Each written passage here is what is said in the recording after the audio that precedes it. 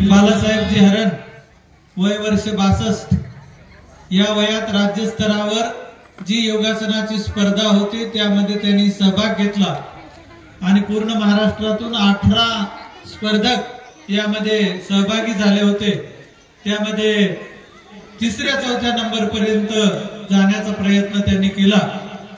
म्हणून योग हा आता आंतरराष्ट्रीय लेवलचा खेळ आहे आणि यामध्ये या चिमुकल्यांना हे दाखवण्याचा उद्देश असा आहे की मुलं या खेळामध्ये सुद्धा सहभागी झाली पाहिजे। आपली मुलं जे आहे ते मध्ये राज्य स्तरावर एकदा गेली आहे। जयश्री वंजारे, शिल्पा आणि शिल्पा लाखाडे, आपला प्रदीप, आणखी प्रवीण।